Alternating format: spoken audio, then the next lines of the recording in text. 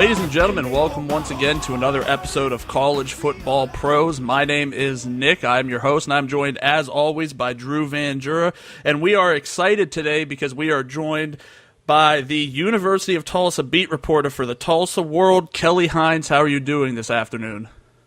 I'm great. How are y'all? I'm great. I'm excited because we're going to segue into talking about the AAC, which for Drew and I, we have some teams here and some players that we really like. So we're excited to discuss it. So the first question is, how long have you been working with the University of Tulsa as a beat writer? This is my second year. Are you from Tulsa? Did you go there? I mean, how did you get into this football world?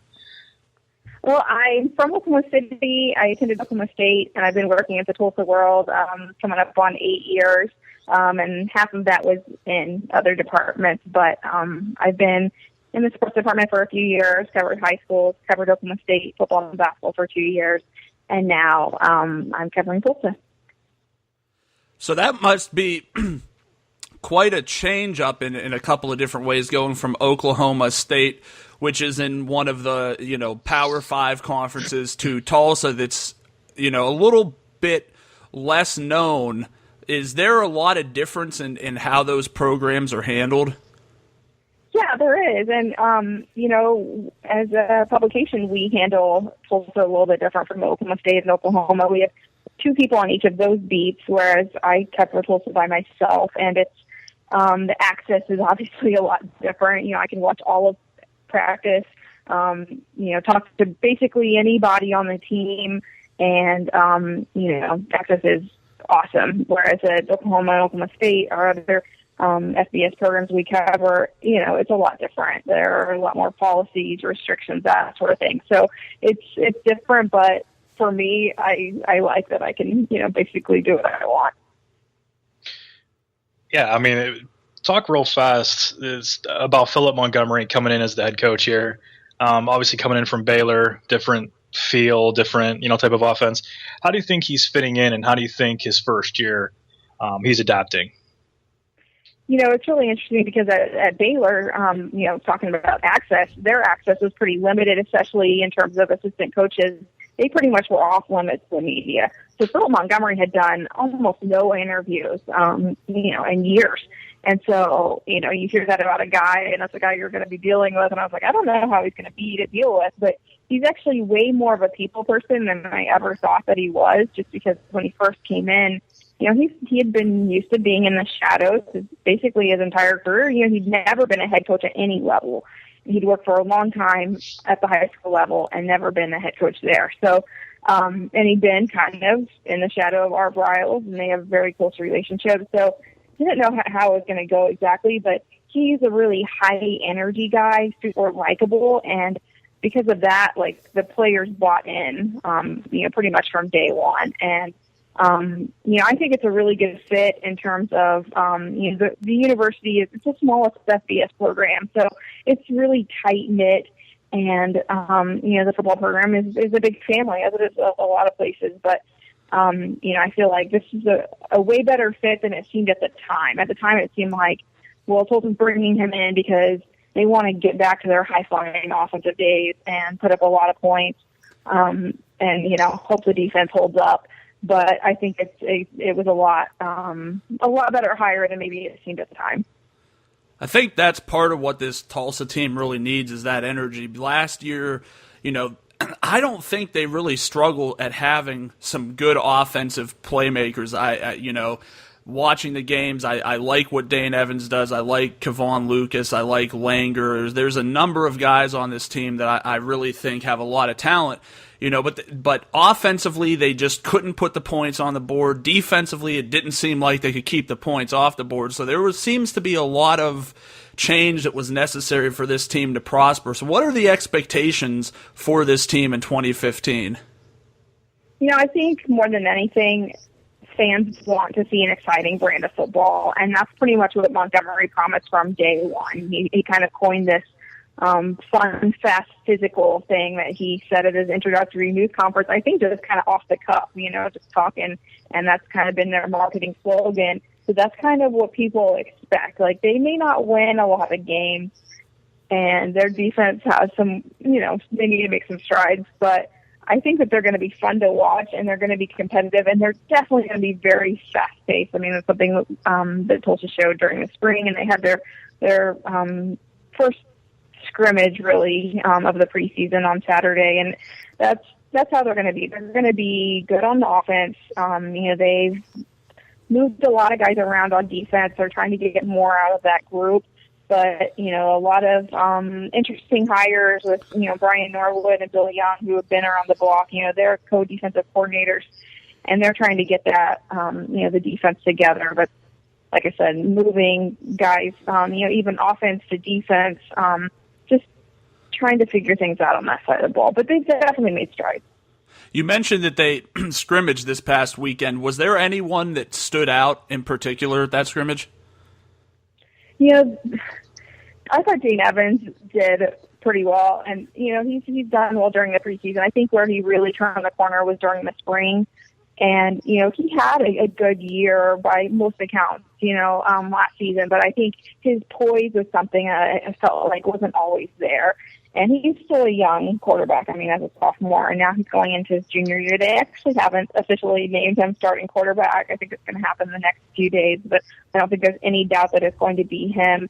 He has a great arm, and, he has a lot of experience, but there were some kind of intangibles that haven't really come along yet. And I think, he showed in the scrimmage that what he did in the spring has kind of carried over. And, he's the only one on the team. They have 7 quarterbacks, and 6 of those are on scholarships. They have a lot of quarterbacks to choose from, but he's the one who, his deep throws are just on the money, and that's what really stood out from the scrimmage, throwing deep to Kier Garrett and Lucas and Josh Atkinson. And, they have a lot of weapons at the skill positions, but I just think that that's going to be what they're going to try first is going to be, those deep routes. Yeah, I think on offense, this team has the potential to be very explosive. But, on the defensive side of the ball, you return 5 projected starters. So, and you mentioned with people moving positions and moving here and there, moving pieces around. What is a realistic measurement for this defense? They ranked 119 last year. I mean, are we talking leaps and bounds with Bill Young and Norwood, or are we talking just baby steps? I think what I'll be curious to see is, last year they led the country in plays of 30 yards or more given up. So that's not something you want to be leading the country in. I mean, that's what killed them in a lot of games that were close, and it'd be one play that'd go for like 60 yards. I mean, it happened in just about every loss last season. So, I think that's something that they definitely have to cut back on, and a lot of that was the cornerback position, which is still somewhat of a weakness. If you had to point to one on this team, that's the position where they don't have a lot of depth or experience behind the 2 starters. And, I think that's going to be the toughest position to sort of figure out. I feel like they're pretty good at safety because they moved a guy from offense, and they had a guy come in who's, helping them a lot. But, linebacker, I think that's where they probably moved the most guys. I think they have 3 new guys to linebacker who were at other positions. The defensive line is pretty good, honestly. Like their starting unit is maybe the strength of the whole team, honestly. I think that's a really good group. Depth is kind of a concern behind those guys because they can get hurt, pretty easily. But, I think if they can cut back on the big plays, that would help them significantly, because last year it was kind of like a, bend, finally break sort of thing. If they could bend and not break, that would be a huge boost for them. Speaking of 30-yard plays and more, one of the guys I'm biggest at the receiver position in all of college football this year is Kevon Lucas. I'm not entirely sure why, but from what I had read and now kind of getting that confirmation back about Dane Evans and his progress and maybe the offensive line improving a little bit more to give the quarterback more time to think and more routes to open up. I just have a feeling that Lucas is in for a big year, and this is already coming off a big year in 2014. Do you think that I'm kind of putting myself out there, and I know that I am, that I think he could be close to the top, if not the top receiver in college football. Do you think I need brought back down to reality, or do you think that's No, I think there's something to that. He ranked fifth nationally in catches per game, I think, and he had a great year. I think what the biggest difference this season is Tulsa's receiver, who was their top target before he got hurt, was Kyrus Garrett, and Kyrus Garrett is he was really limited last year trying to come back from injury. And now that he's back, I think some of Lucas's catches are going to go to Garrett. So I think that's the one thing that, I'm not going to say that's going to hurt him, but, I think that there are only so many passes to go around. But those guys, one's a wide out, one's an inside receiver, so that it's not like they're like identical players or anything. Lucas is a kind of a smaller guy. Kyrus Garrett has put on 47 pounds since he arrived on campus, and he looks like an NFL guy. And he's a senior. So I think that, Lucas he's not going to be overshadowed by Garrett, but I think there's more of a tandem there than there was last year because Garrett was just banged up and couldn't get healthy. So I think that's the one thing that might keep Lucas from being near the top. But he has probably the best hands of any receiver I've covered. He just,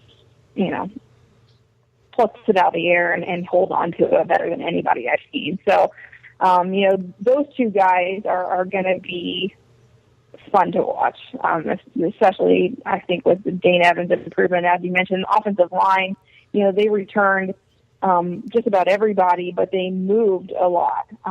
They've switched guys around, and now they're going with a different center than last year. So I think they definitely upgraded on the offensive line. So I think, obviously, that's going to benefit the offense as a whole.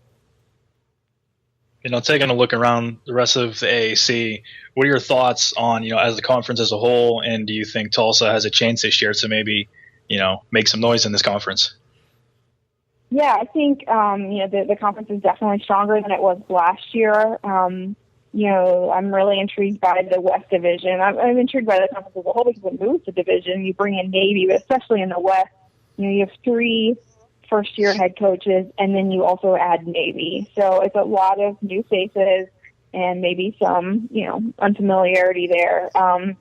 But I think Tulsa has a rough road because, the 3 cross-division games that they were handed, not easy ones. Probably the toughest schedule in the conference because they have to go to Cincinnati, to East Carolina, and then they have UCF at home. I mean, they're not playing nobody from the East Division. So I think that hurts when you're a team that's trying to make some noise in a tough division anyway, and then you have 3 pretty stiff competition from the other division. So a little bit of bad luck there, I think. But I could see them, maybe finishing as high as 3rd or 4th, but I think it'd be really tough to get above that.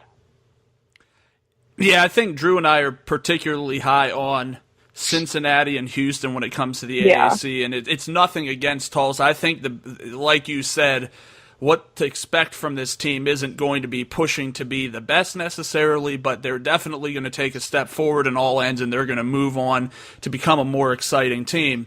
One thing that we've been doing with pretty much everybody we've brought on the show is we like to just get their general thoughts on what they think the playoffs are going to be this year. We've had some pretty generic answers, and we've had some pretty unique answers. So why don't you just take some time and tell us who you think your 4 at the end of the year would be? Oh, man. I'm pretty high on TCU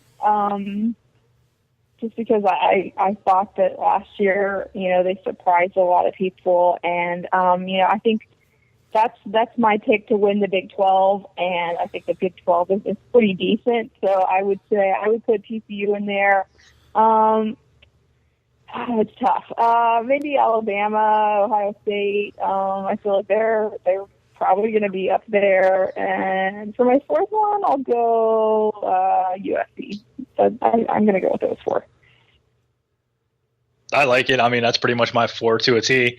You basically have to look around the nation, and it's chalk all the way around. I mean, Ohio State, Alabama, TCU or Baylor, whoever comes out of the Big 12, Yeah. and then USC, who I'm extremely high on. So, yeah, I can't agree with you more there.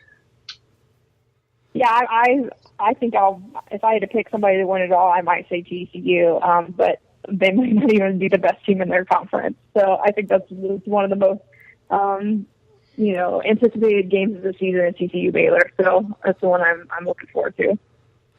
I agree. That'll be a good one, and I'm with you on TCU just because I don't know why I don't like seeing repeat champs. I think that ends up getting boring, and I think that TCU in a lot of ways gets to play with that chip on their shoulder that I believe kind of pushed Ohio State through everything last year.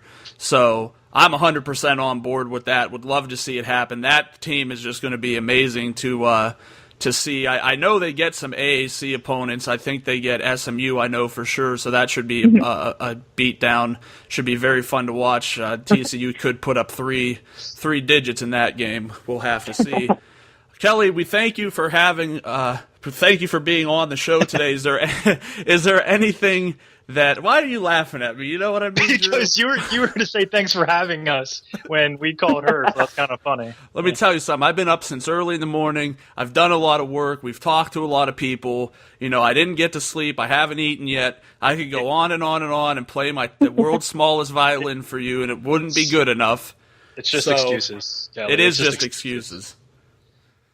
Anyway, we thank you for being on the show today.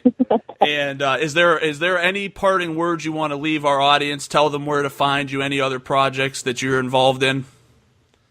You can find me on Twitter. It's pretty much where I am all day, every day. My handle is Kelly Hines TW, and if anybody has any questions about really anything, they can shoot them my way. All right, from the University of I can't get anything straight today. Wow. I'm going to talk real slow, okay? You ready? The University of Tulsa beat reporter from the Tulsa World, Kelly Hines, thank you once again for joining us. No problem. I'll see y'all. All right. Thank you, Ken. Bye. A big thanks to Kelly for coming on the show and talking the AAC with us. It will be a fun year, Drew. There's just so much to talk about here. There's a lot of teams that are really potent on the offensive end, and it seems like the other half are just really potent on the defensive end. Yeah, this is, like we said, this is a very interesting conference. It's a mashup of a bunch of other conferences. A couple years ago when the realignment happened. So this is a fun conference, and I'm excited to start talking about team specific here. Well, let's get started in the East, and we can talk about one of my favorite targets last year in daily fantasy, and that was the entire Cincinnati offense. In 2014, Cincinnati had the 13th ranked passing offense, the 74th ranked rushing offense, the 29th overall offense, the 100th ranked passing defense, the 87th ranked rushing defense, the 98th ranked overall defense. They scored 34 points per game, and they allowed 27.2 points. So that was a pretty fun team. Like I said, I mean, there's so many pieces, and the best part about it is pretty much all of them come back. Yeah, led by quarterback Gunnar Kiel. I love that. Yeah, I mean, quarterback, it's all the same. But QB Gunnar Kiel, the former Notre Dame player coming on here. He, with the receivers, Shaq Washington, Max Morrison, he's got a lot of weapons around him. I just don't know. He's so inconsistent. And that was his problem last year. Can he stay more consistent? Can he get the ball to his outside weapons? And if he can do that, this team can go very far. I think part of the problem last year is he kept taking hits to his midsection, and sometimes these players are stupid, and rather than come out of the game, they want to show how tough they are and not be able to breathe. And it doesn't take a medical degree to figure out if you've got some issue with your ribs that it's going to affect your breathing, and when you try to tense up and shoot the ball downfield, you're not going to have a good reaction to it. No, absolutely not. And he did. He was a guy that would run the ball and take these shots. He would stand in the pocket and just take shots after shots. And it was like, dude, either run out, throw the ball away, do something. But yeah, he's a tough kid, and he's got that football mentality. But man, as a quarterback, you can't be doing that every day. 100% on board with you. I remember the somehow their schedule was jacked up last year, and they didn't play till like the third week of the season or something like that. They had like their bye weeks up front somehow, and I remember that like they hadn't named a quarterback. I forget if Munchie was injured at the time or if he was coming off the injury, but they hadn't like settled until like the day before the game. And I remember a lot of the talk being like, well, what should we make of Gunnar Kiel? And I'm thinking to myself, like, this was a number 1 ranked at his position who had committed to Notre Dame, and you're wondering what to do with him in the AAC. Like, just play him. Just play him. You know what I mean? He's going to do fine.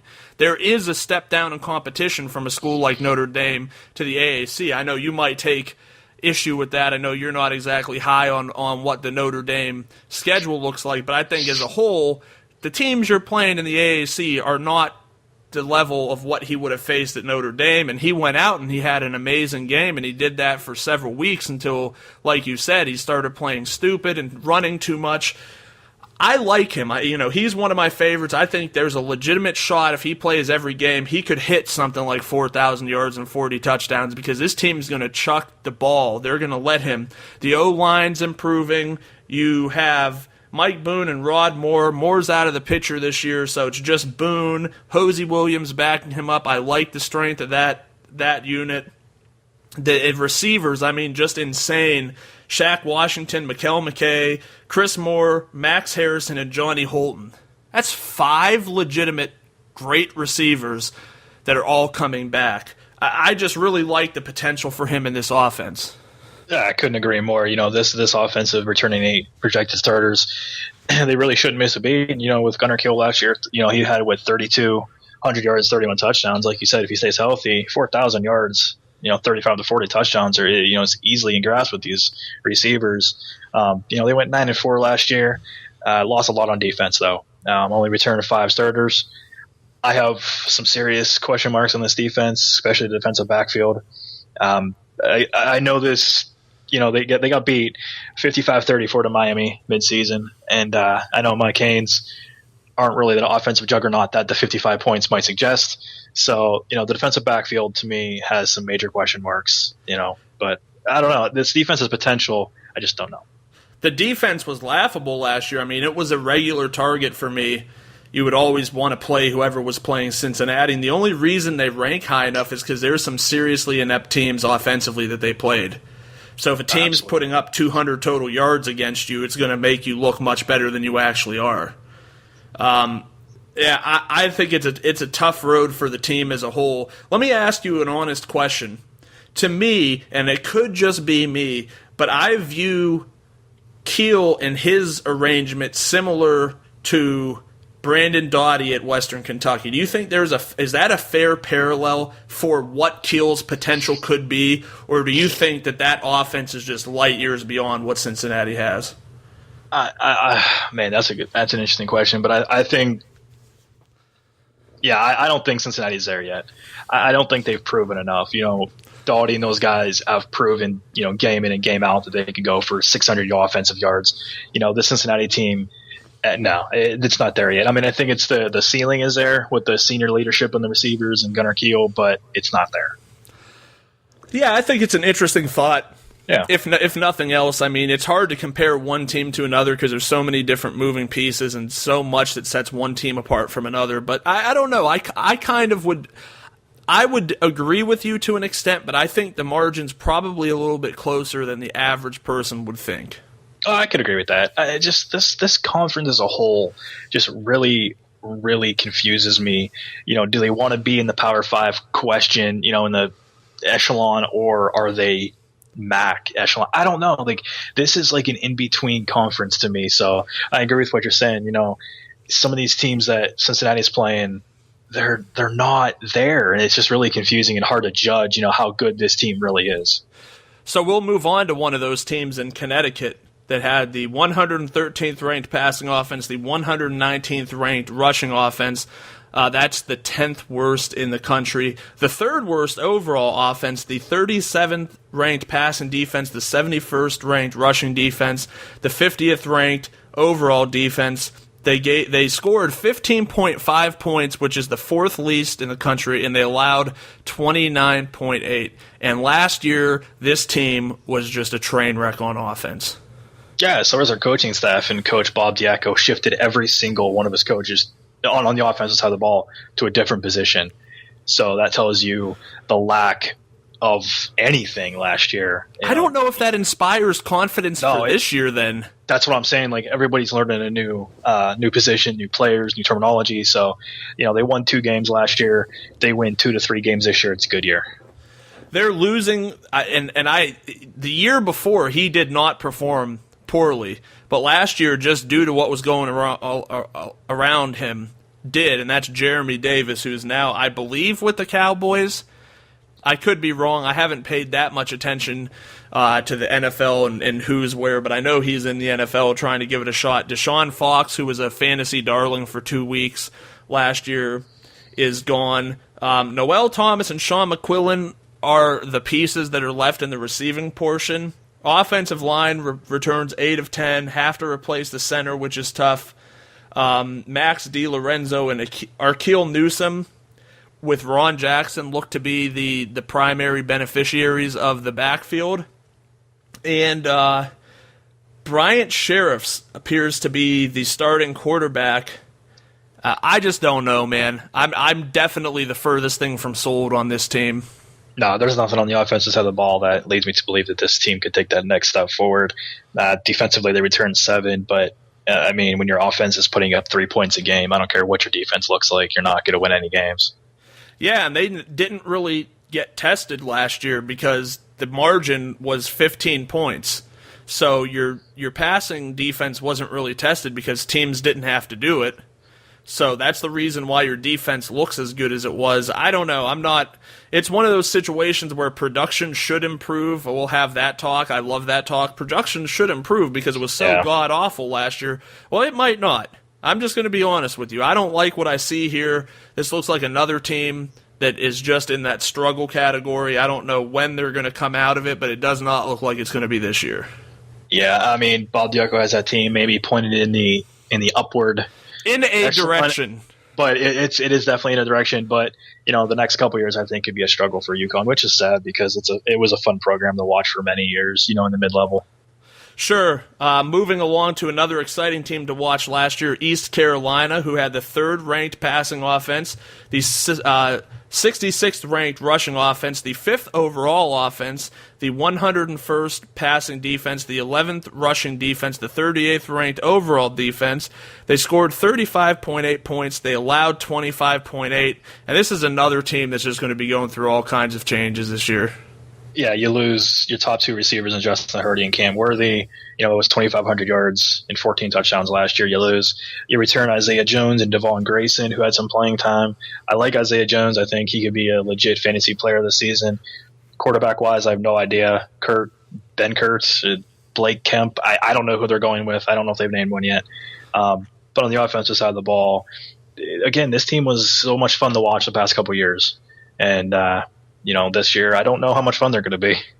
Well, it's interesting. I don't know too much about the team, but I think that it's coached well enough that the drop-off isn't going to be as dramatic as we think. There will be a drop-off.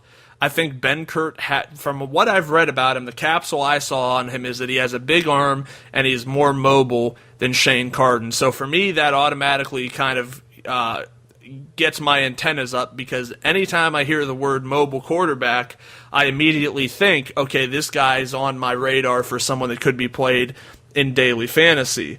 But hey, spring game doesn't mean anything. Summer practices don't mean anything in terms of what actually happens on the field. So it's going to be a volatile year for this team as they look to try to put together their new identity without Shane Carden. Yeah, the offensive side of the ball, 2 names to keep your eye on, besides Isaiah Jones and Devon Grayson, because we all know about those guys, but 6'6" tight end, 250, Bryce Williams actually might play a little bit of receiver. They've been lining him up. So when you have a 6'6", 250 receiver, I don't care who you are, that's impressive. And true freshman DeAndre Ferrier, who was one of the most highly recruited receivers in the nation, actually ended up at East Carolina. So this is a guy that both of these guys can really be impactful players, as the season progresses. I think the running game should get some notice as well. Chris Hairston will be the premier back there. The offensive line's returning 81 starts, and I think when you transition to a new quarterback, a lot of times you kind of want to put the emphasis for the first few games at least on your running game. So that could be good news for people who want to use Chris Hairston. The defense, I think, is in a good position. They're returning a lot of players and have very high talent. I think it's feasible for them to be in the same range of ranking this year as they were last year. What are your thoughts on that? Oh, absolutely. The defense should pretty much stay on par, I think. I don't think they take a huge jump, nor do I think they take a huge loss. Like you said about Ruff McNeil, though, I don't think he's going to let this team fall too far. I love him as a coach. I think he's one of the most underrated coaches in the nation, and I'm surprised he's still there. And I mean that in the best possible way, Right. We've at our local college, we dealt with the last few years where we really wondered how somebody was still there, but not for that reason. Right. And at Youngstown State, we wondered why he was there, because he could tell you why you lost, but you couldn't fix why you lost. Not just that, but they would win the first 7 to 8 weeks and start conference play. And granted, they play in, probably the best conference in the FCS. No, it is the best conference. Definitely the best conference, yeah. But still, you need to be able to win those games.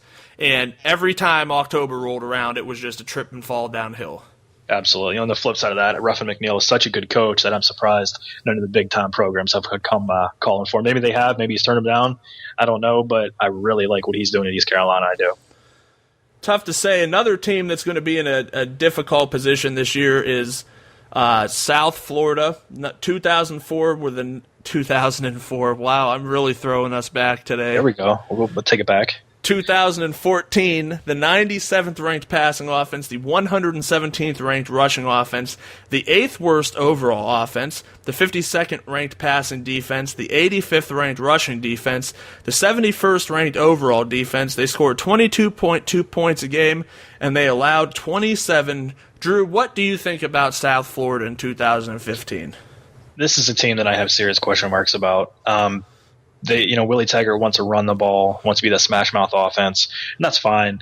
But when you're in South Florida, when you're in Florida in general, anytime, anywhere in the South, you have all these athletes. And I love Marlon Mack as a running back. I think he's going to be, up there as, fantasy production wise in the conference, a really productive back.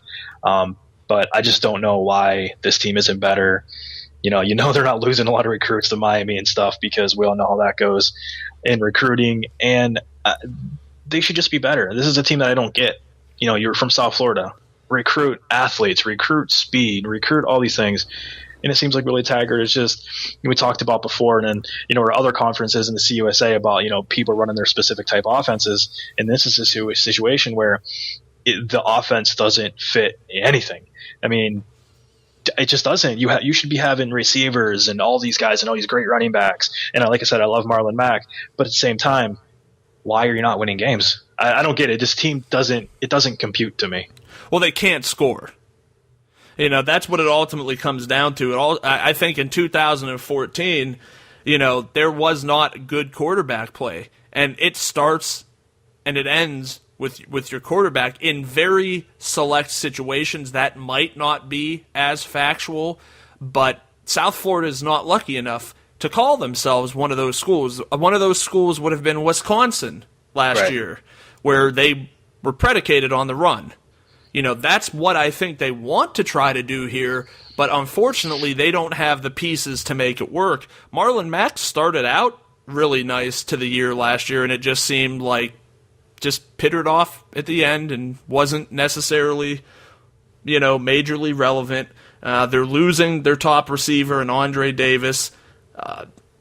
I like Sean Price at tight end. I think there's a lot of potential for him. If he can stay healthy, if he's healthy, I like this kid. But again, he hasn't been able to stay healthy. And if the quarterback can't get you the ball, which still baffles me when you're in South Florida, you're a Division I school, you're in the AAC, you're in high profile games, and you can't recruit a guy that can run the offense.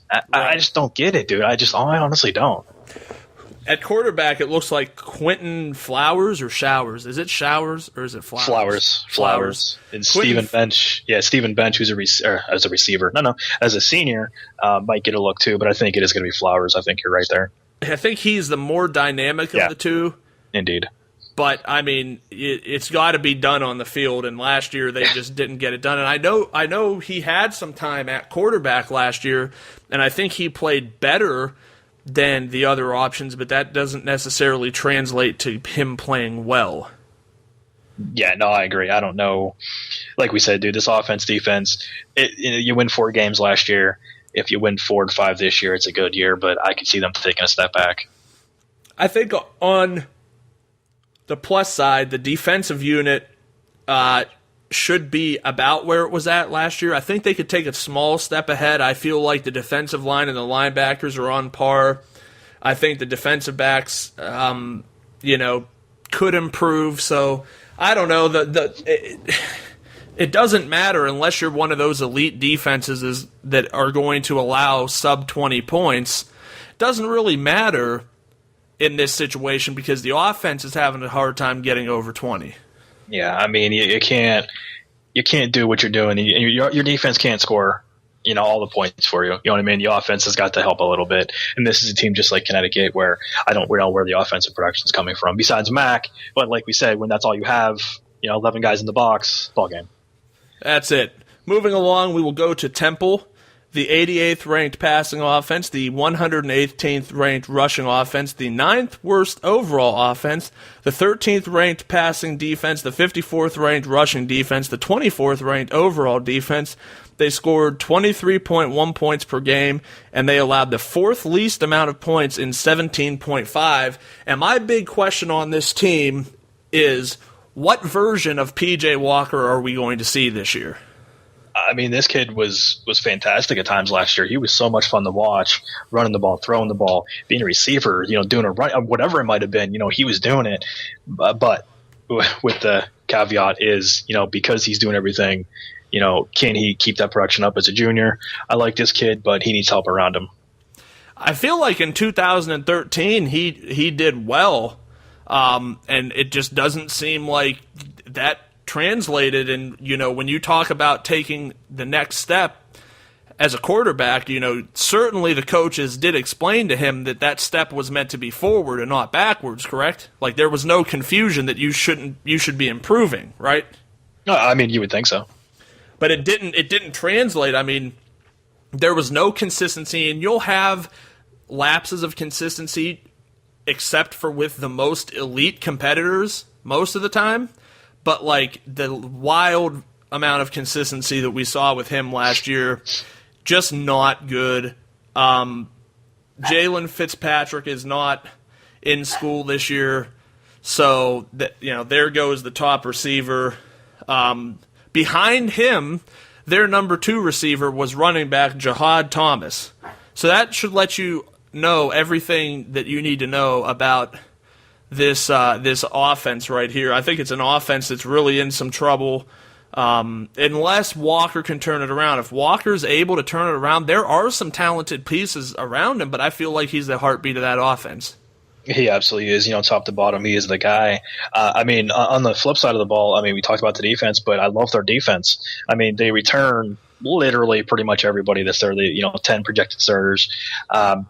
This defense should man, this is tough to say. This defense should be in the top 10 again, but that does not always translate to wins, if that makes sense. No, it absolutely does, and I have them in the same realm. I have them definitely as a top 15 defense, but again, just like with some of these other teams in this conference, it does not matter if you can't score points.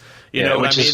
Which is weird because, they're in the Philadelphia area, kind of more known for basketball and stuff, but it seems like with their recruiting style on defense, they're getting a lot of hard-nosed kids, from the New York, New Jersey area, Philadelphia area. So I just wish that this team could go out there and get some offensive weapons because this team is fun to watch, and I absolutely agree with you. P.J. Walker is a fantastic player, and I think this kid is NFL ready as a receiver. Not NFL ready currently, but he could be NFL ready as a receiver, not so much as a quarterback, kind of like a Braxton Miller. I mean, what do you think about that? I think it's possible, man, but I just have this suspicion that this is going to be the year he turns it around. I have a feeling that he's going to go out there, and I think part of it is because, we live in fickle times, and people are very quick to turn their back on you. I mean, I do it by 12:30 every Saturday. No, I mean I'm playing daily fantasy, and you can attest to this from last year, that 12:30 hits, and screw all my players. They're all a bunch of bums. None of them have gotten me 4 touchdowns yet. I'm going to start drinking. That's basically the process. And by 1 o'clock, I'm like, hey, man, I'm winning a lot right now. Yeah, dude, I would do the same thing. Like, the first drive of the game, if my team's if my quarterback is on defense, and obviously he's not out there, and the other team goes down, scores a touchdown, I'm like, I'm done. I can't freaking win anything. This team's horrible. Why did I pick this quarterback? He hasn't even been on the field yet. And I'm like, I'm stupid at what I do. Yeah. It's the night slate hasn't started, and I'm already complaining about the guys I'm playing at night. They're never going to win for me. They suck. Yeah, exactly. Daily fantasy player. But at the same time, that's the whole point. I think a lot of people have kind of like written him off in a sense, and that we have not. We have not. We are your friend. Please send us money. Did I say that? That's an incident. It could have been a lot worse. Oh yeah, man. I need to redact that statement. Can I do that?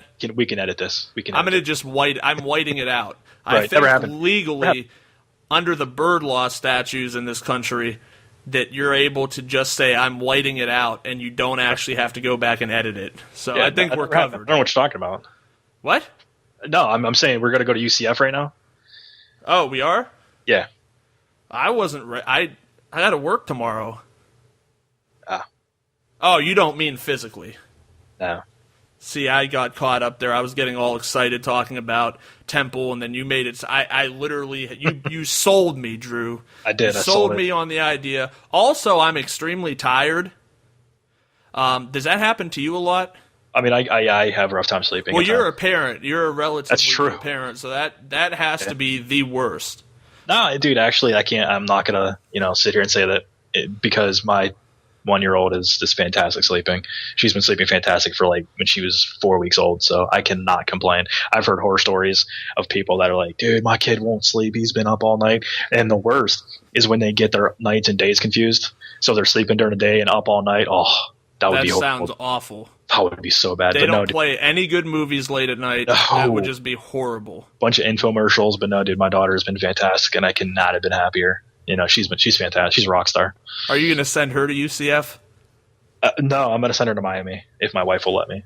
Yeah, but I don't think that's happening. She's going to Ohio State for sure. Right. So finishing off with UCF, they had the 59th ranked passing offense, the 106th ranked rushing offense, the 103rd ranked overall offense, the 21st ranked passing defense, the 6th ranked rushing defense, the 5th overall defense. They scored 28.1 points. They allowed the 9th least at 19.2. I feel like we just profiled a team just like this with Temple. You know what I mean? Very similar. I think UCF has a slightly better defense.